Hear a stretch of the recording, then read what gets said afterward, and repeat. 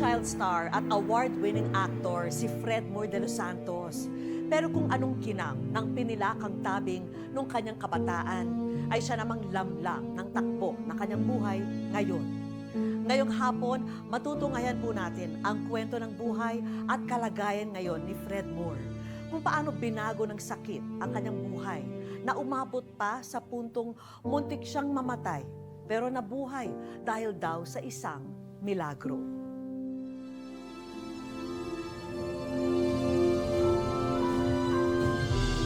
Paharap sa toilet, nakaload siya.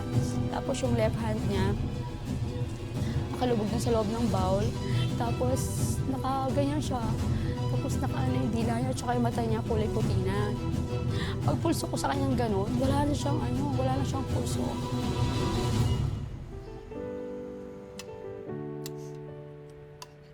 Hindi makakalimutan ni Jennifer ang tagpong ito.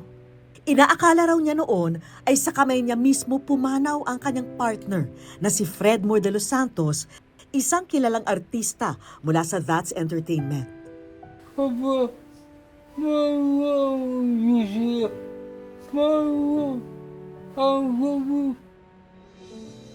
dami na nating utang dahil sa sakit ko. Ano ka ba?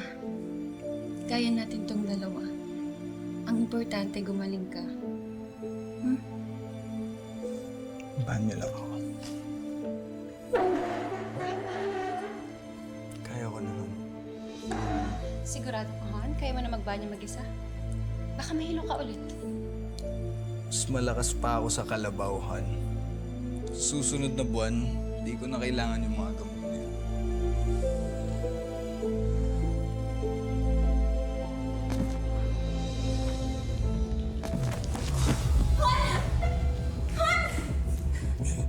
Naninigas ka!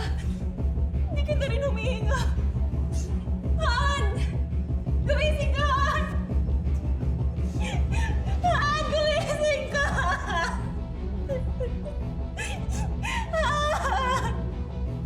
Han, gumising ka! Han!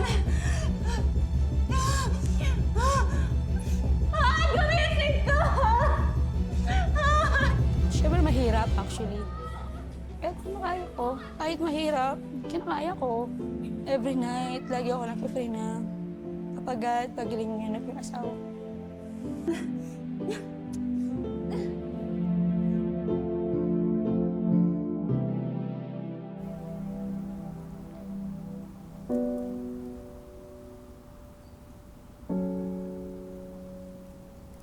Hoy!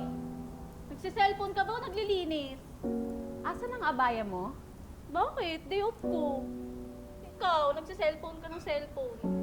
Di ba, friend? Sabi mo sa akin maghanap na ako ng asawa kasi hindi na ako bumabata. Oo nga, tama yan. O tapos, may nahanap ka na ba? Humingi ako ng sign kay Papa God.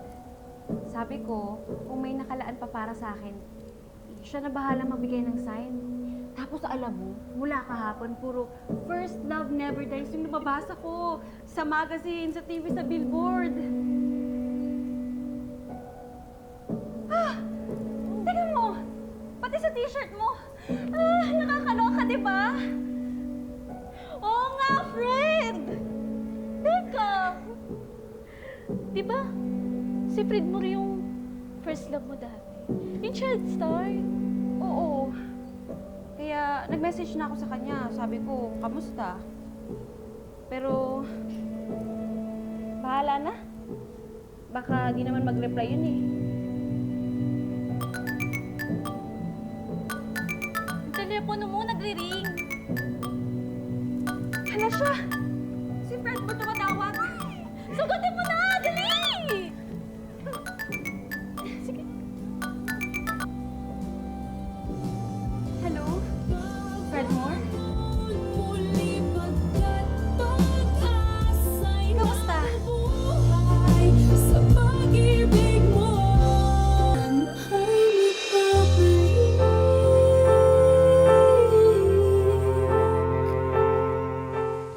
Jennifer! Fred Moore? Jennifer! Fred Moore? Kalain mo yun? Dati LDR lang tayo. Tapos ngayon, tiga sa likod. Kasama na tayo. Flowers? Thank you. Alam mo, hindi ko talaga inakala na tayo pa rin pala sa huli. Akala ko, tatanda na ako mag-isa. Ngayon, sama na tayo tatanda. Promise ba yan? Baka mamaya iwan mo ko. Jennifer, hindi. Hindi kita iiwan. Sa hirap at sa ginawa, magkasama na tayong dalawa. Okay?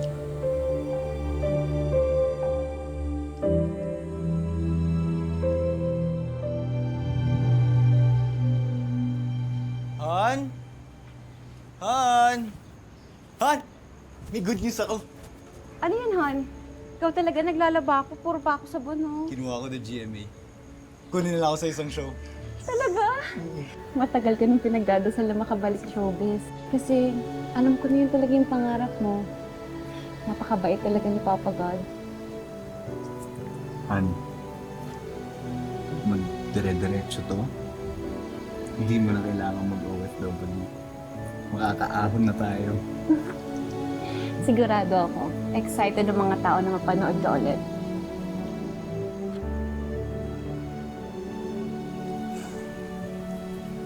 Han, tingin mo, gusto pa rin kaya nila ako? Iba naman siyempre. Gwapong-gwapo ka pa rin, no? Para kang hindi tumatanda eh. Nabola mo na naman ako. Kaya mahal na mahal kita eh. Mahal na mahal din kita.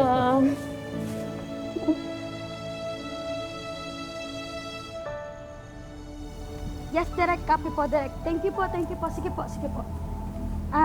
Sir Fredmore, Yes po. next scene na po tayo, tapos lunch break na po. Inaaral ko lang yun. Okay po, sige po.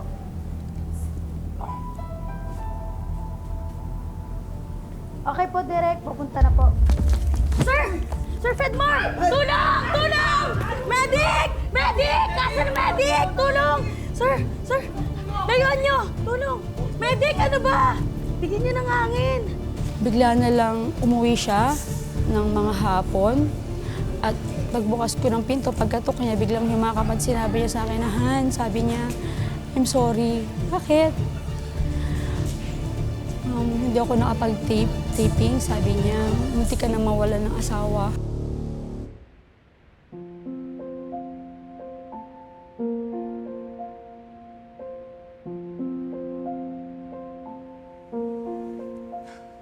Huwag ka na mag-alalahan ha. Taas lang talaga yung dugo ko kanina. Sabihin mo kaya hindi ka muna babalik sa taping. Han, baka naman sabihin nila na unprofessional ako. Nakakahiya naman yun. Tsaka, sila naman yung nagsabi na magpahinga ako eh. Maalaga naman sila sa set, Han. Ikaw kasi. Panay kain mo ng laman loob at isaw. Huwag ka na muna kakain ng mga yan, ha? Tapos bukas magpapatingin tayo sa doktor. Han, wag na. Gastos lang yan. Kailangan ko lang ipahinga to. Pero nag-aalala ako sa'yo. Paano kung mapano ka? Halika naman na dito. Ang nahihilo ko, Han. Ang nahihilo ko. Ano gagawin ko? Nahihilo Anong gagawin ko, Han? Parang nandidilim yung paningin ko, Han. Parang kailangan ko ng kiss mo. Hinta ko. Pinagloloko mo ako. Ang hilig-hilig mo sa acting-acting na ganyan. Han naman, kiss lang katapat na ito, no? Magiging okay na ako nun.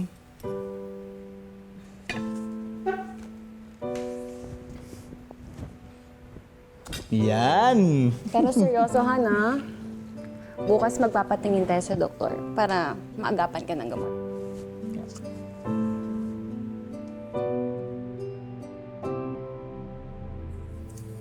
Dami na nating utang dahil sa sakit ko. Pasensya ka na, Han, ha? Ano ka ba? Kaya natin tong dalawa.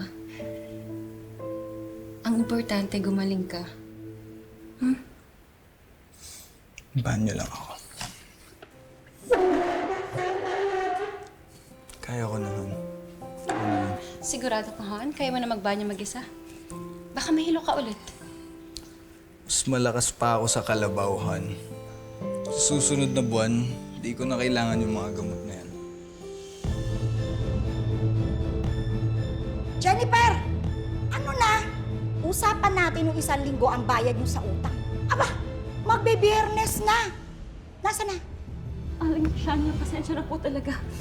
May mga binili lang kaming gamot para sa asawa ko. Tapos ako naman hinihingi ka po ulit.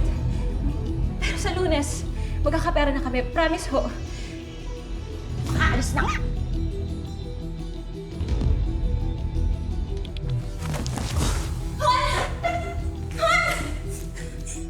Naninigas ka.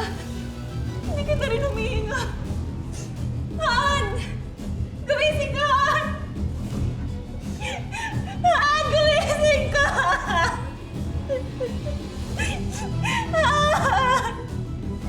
Han, gumising ka! Han, gumising ka! Han! Han, gumising ka! Diyos ko! Han! Han, gumising ka! Yan nga, Han. Gumising ka. Gumalaw ka. Oh, Papa, thank you! Diyos ko! Tulong! Tulong mo ako, kapitbahay!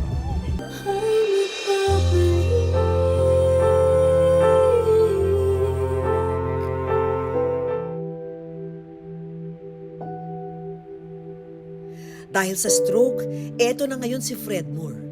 Sa loob ng 4 na sulok ng kwartong ito sa Marikina, umiikot ang kanyang maghapon. Malayo sa dati niyang tindig at tikas. Ang dating entablado kung saan siya nagtatanghal ay isa ng kama na sumusuporta sa hirap ng kanyang pagkilos. Kung dati ay direktor ang kanyang sinusunod sa bawat gagawin sa mga eksena, ngayon ay mga doktor at partner niyang nag-aalaga na sa kanya. Ang ingay ng mga fans ay natabunan ng katahimikan na bumabalot sa loob ng kanyang kwarto. Marami ang mga kapag-pag-pag pero wala na mga na ako. Yun yung sabi sa hospital, positive siya ng mild stroke.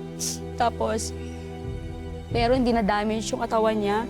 Ang na-damage lang sa kanya yung dila lang niya. Umurong din nung time na yon. Nalungkot siya. Sabi ko sa kanya, huwag ka malungkot. Kaya natin to. Dahil sa kanyang mala heartthrob looks, hindi lamang ang partner niyang si Jennifer ang nabighani ni Fredmore. Dito rin siya nadiskubre at kinuha bilang isang artista. May nakadiscovery sa kanya na nagustuhan siya nung bata pa siya. At sinabihan daw siya na, "Oy, gusto mo mag-artista?" Sabi sa kanya. At sabi naman daw ni Fredmore is, "Opo." Sabi niya kasi mabait na bata. "Opo, gustong-gusto ko po." "O sige, bibigyan kita ng calling card. Tapos sabihin mo sa mami at daddy mo kung pwede ka." Pinakamalaking parte ng araw ng karera ni Fredmore ay ang pagiging parte ng That's Entertainment. Dahil na nga rin daw dito, nabighani na niya si Jennifer. Pero imposible na nga raw ito para kay Jennifer dahil nga artista ito. Dahil nga sa Penten de Sarapen, sila nila Asunta magkakasama eh. Sila Asunta sa That's Entertainment din sila eh. Doon yata siya nakuha ni Kuya Germs. Kaya nung second year high school din ako, lagi akong tambay ng That's Entertainment eh. Nagkakating ako para lang mapanood lang din siya. Isa na rin ata si Fredmore sa pinakabatang nakasungkit ng isang acting award sa FAMAS. Pero kagaya ng kwento ng ibang artista, hindi palagi ay nasa taas. Dumarating ang panahon na nakakalimutan ka na rin ng mga tao. Unti-unting namamatay ang ilaw ng entablado para kay Fredmore. Papa, mama, Lucia, mama,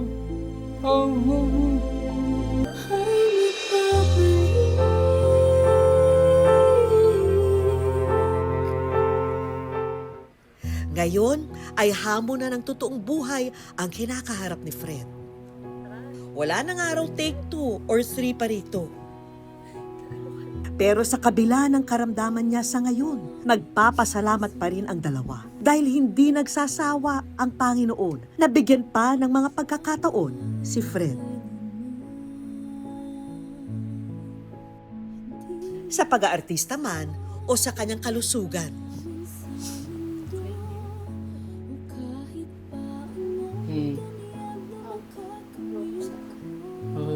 Limitado man ang pagkilos at pananalita ni Fred, hindi siya iniiwan ni Jennifer para magsilbing bahagi ng katawan niya. At matulungan siya sa mga pangangailangan. Every night, lagi ako nagpa-pray na, kapagad, pagaling niyo na yung asawa ko. Huwag niyo po siyang pababayaan ko. Huwag niyo po siyang kukunin sa amin. Kalingin niyo na po siya. Yun lang po yung hiling ko sa inyo. Ngayong araw, personal kong binisita sina Fred at Jennifer para makita ang kanilang kalagayan at para tuparin na rin ang kanilang mga hiling. Fredmore, gusto ka na? Gusto ka na? Okay lang po. Kaya naman. So, is okay lang po. Kaya ko lang po. Paano mo kinakaya? Saan ka kumukuha ng lakas? Kay Brad din po, kasi kung hindi ko po gagawin yun, paano po siya? Kasi wala na rin po siya magulang eh. Wala na pong mag-aasikaso sa kanya. Anong wish mo ngayong Christmas? Ang wish ko lang naman po, yun po, magkaroon lang po ng gamot si Fred. Yung mga kailangan po niyang kinakain niya. Yun lang naman po yung kailangan ko. Wala naman pong iba. Ano gusto mong sabihin kay Fred? Ayun, sabi ko sa kanya, mahal na mahal kita. Hanggat kaya ko, nandito lang ako. Parati ako nasa tabi mo. Kahit ano pang mangyari, nandito lang ako sa tabi mo parati. Hindi kita pababayaan.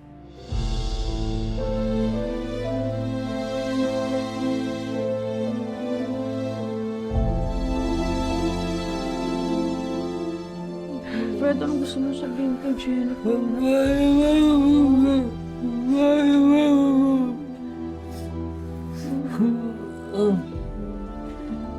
Hanga naman ako sa ano nyo, no? Ang tatag yung dalawa. Jennifer, Fred, meron tayong ibibigay sa inyo. Sana makatulong po. Sa mga gamot, ha? Salamat. Para sa Christmas nyo po. Marami pong salamat. Thank you po. Sinamahan na rin namin ito ng mga grocery item at medical supplies na kinakailangan ni Fredmore. Sa mga oras na yon, may pilit na gustong sabihin si Fredmore sa akin. Makakasama ka sa dads, mga kasama mo sa dads. Hinahanap po niya yung mga kaibigan niya. Gusto mong makita yung mga kasama ko sa dads? Sino? Sino gusto mong makita sa kanila?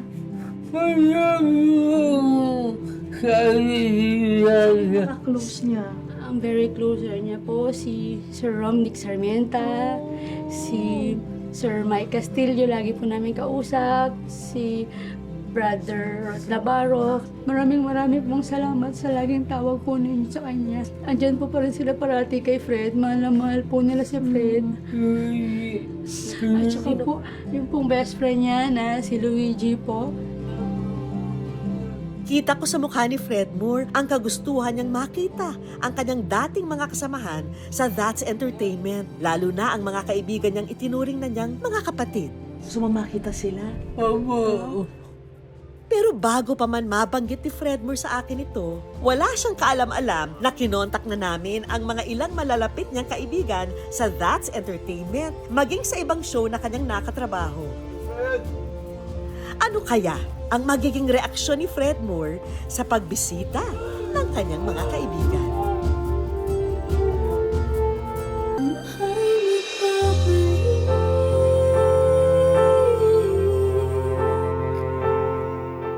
Walang kaalam-alam si Fredmore na aming pinagsama-sama ang ilan sa malalapit niyang kaibigan sa industriya.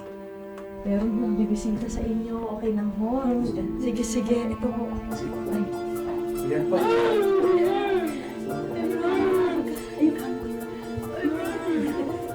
Pasok mo lang. Hindi ka mo talaga sa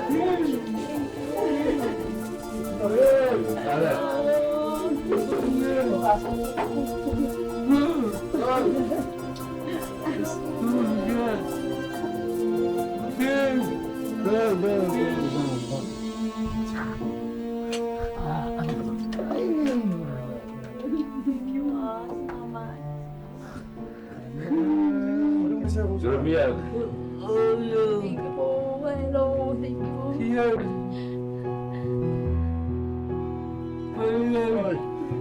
Grabe yung friendship nyo. Magaling ka na. bata pa lang, may kapadunta kita, may kasama na kita. Anong klaseng friendship meron kayo? Barkadahan talaga. Kasi bata kami noon eh. Teenagers kami noong time na yun eh. Ano masasabi niyo tungkol kay Fred Moore? Anong klaseng kaibigan? Ito si Fred, mabait na kaibigan to, di ba? O, magaling na artista rin. Si Fred po, for me, is mabait na kaibigan. Si every morning, nagtatawagan kami. Tapos, ayun, puro Bible quotes. Tapos nag-uusap kami about projects and movie. Pinapaalala ko sa kanya para lumalakas yung loob niya.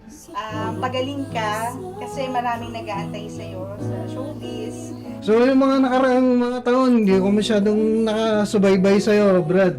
Pero sa ngayon, nagpapasalamat tayo sa sa Diyos na nandito, nagkita pa tayo. Si Fred Moore de los Santos, kaibigan ko yan since That's Entertainment Days. Met him through a common friend. Fred, para sa akin, had a great family. Pakabait ng tatay niya at nanay niya, napakasimpleng tao. Magpagaling ka ng gusto. I really wish you all the best. And you know, one of these days, tara, hang out tayo lahat, di ba? Pagka nakaluwag-luwag, it would be great to see you. Nakakatuwa naman yung pagkakaibigan niyo. Mahirap ang ginhawa talaga nandiyan kayo para sa kanya. Tila nabigyan ng bagong pag-asa si Fred Moore sa tagpong ito.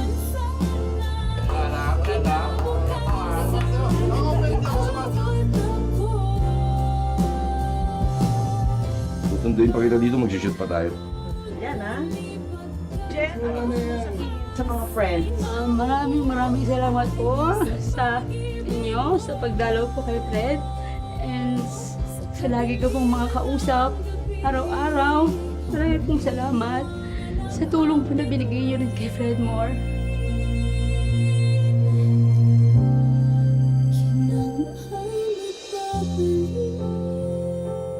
Kung minsan, parang walang katapusan ang mga pagsubok ng buhay. Pero sa kabila ng mga problema, matatag pa rin ang pagmamahalan ni na Fred Moore at Jennifer. Araw-araw silang humuhugot ng pag-asa mula sa isa't isa. Umaasang mahaba man ang ulang dala ng mga problema, ay titila rin ito at muling sisikap ang pag-asa. Mga kapuso, kung meron po kayong wish na lagi niyong minamanifest, i-comment nyo lang yan sa aming official Facebook page at malay nyo, ang wish na yan ang next nating tutuparin. At lagi po nating tatandaan hanggang hindi tayo napapagod, pumiling at maniwala, hindi tayo mapapagod lumaban sa buhay. Ako po si Vicky Morales at ito po ang Wish Ko Lang.